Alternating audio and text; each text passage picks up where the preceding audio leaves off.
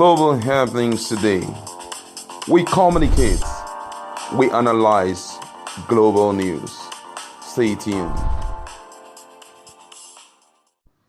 Hello guys, welcome to Global Happenings. Today we have a trending news here for you, and the headline of the news reads: Okorocha's administration Imo panel exposes 112.8 billion stolen by. See details. But before we go into details of the news and further analysis, we'd like to encourage you to please subscribe to our channel by clicking on the red subscribe button and also on the bell icon so that you can get notification anytime we publish videos on YouTube. Alright, let's look at the news in detail. The committee is set up to investigate the finances of the Imo state government under the Rochas Okorocha administration. Says it has uncovered 112.8 billion dubious debts owed the state by 9 commercial banks. It said the monies owed by the banks were claimed from various infractions, including unexplained debits, as well as penalties arising from such in their dealings with the state government. Some of the questionable debits from the state account, according to the panel, are excess penal claim, excess COT charges, excess interest on authorized overdraft, excess interest collection on loan, wrong debit recovery, double reversal, inappropriate facility fees, excess advisory and processing fee, excess management fee collections on disbursement, net loss on investment of short-term facility. The panel was set up by Emeka, Ihedioha, immediate past governor of the state, with a mandate to review all financial transactions of the state during the 80-year administration of Okorocha, now a senator. In a February 6 letter to Hope Uzodinma, Ihedioha's successor, the committee said while the bank are to refund the state 74.6 billion naira as principal amount from alleged infractions and penalty, they are to pay another 38.2 billion naira as principal sum and penalties. The letter, signed by Abraham Nwankwo, the committee chairman and former Director General of Debt Management Office, said part of the 38.2 billion naira arose from various debits from the state account without proper narration. The cable obtained a copy of the letter, and it reads: based on the joint report of the consortium of consultants, the 9 banks that came under review were to refund the sum of 74.6 billion naira to the state as principal amount involved in such infractions and attendant penalties. In addition, the sum of 38.2 billion naira were to be claimed, covering the principal sum and attendance penalty arising from the aggregation of debit entries to the state account without proper narrations, and for which no explanation was provided to the committee despite repeated demands. The committee added that while formal debits demands The committee added that while formal demands for the refunds were issued to the bank on December 3, 2019, a majority of them were yet to respond after 30 days deadline. It said it was considering a number of measures to recover the funds, but suspended further actions following Ihedioha's removal from office. It asked Uzodinma to ensure recovery of the funds, as it would be a grave and historic assault and financial rape of the state if the recovery is not vigorously pursued under whatever excuses. Wow, such a huge amount of money.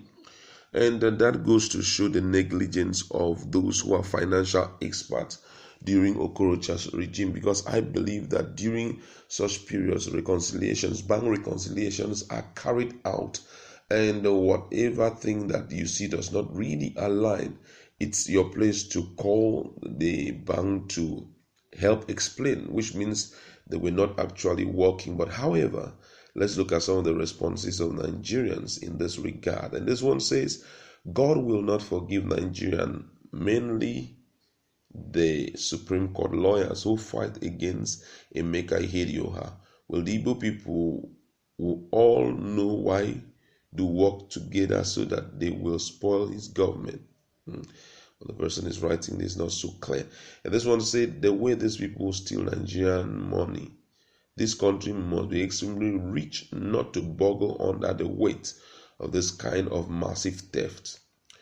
All this money has been stolen and common Nigerian people cannot eat good food daily. Niger government are evildoers. And the last one here says, let Rochas Okorocha be arrested too. His case is too much. Let him go and join Ojikalu wherever he is. All right, let's look at this. It's quite a critical issue for the people of Imo State, owing to the fact that there are a lot to be done in cases like this. There are a lot to be done with money.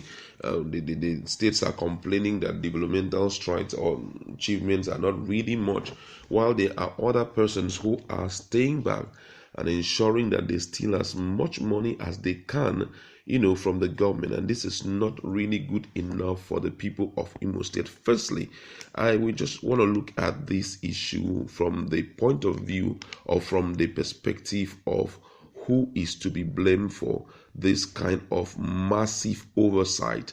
Is an act of negligence on the part of those who are financial experts, ranging from the Auditor General of the state to even the Accountant General of the state. Each of those people have the right to demand for statements of accounts from the bank so that they can fully authenticate why certain things are done. For example, if you were following us as we were reading this particular issue, particular news, you realize that some of those things mentioned are things that can be easily noticed if you pick up the account statement. For example, imagine someone talking about a case like excessive advisory and processing fee. It's something that can be calculated out. And they also make mention of excess management fee collection on disbursement. Those are things that even if you close your eyes, you easily notice it as an accountant. And there's another one, double reversal. You can imagine if, for example, based on what I just want to explain that double reversal. If, for example, the bank had credited the state government account with, for example, with 10 naira or $10, they've credited it with 10 naira, and it's time for them to reverse. What they now do is not to just reverse the 10 naira back, but they reverse double amount back. So during the period of reconciliation, all of these can be spotted out without any stress. So the question is, how were they able to balance the accounts? It's not just Okorocha alone that must be brought to book, but also those who were offering financial advisory, advisory functions, who were carrying out financial advisory functions, those who were at the helm of the Auditor General and also the Accountant General. They must be brought to book for them to explain why these things were happening. Why was it that during your own period you couldn't spot out some of these things during the time you were doing your bank reconciliation statement? This is absolutely a wrong thing to be done to the people of Imolite. We've been hearing cases of these same states getting money, going out to borrow money to help fund some of the capital projects that they have, not knowing that the bank safe, they are capitalizing. That's why I'm not always quick to celebrate some of these banks when they begin to spell out huge amount of monies that they are making.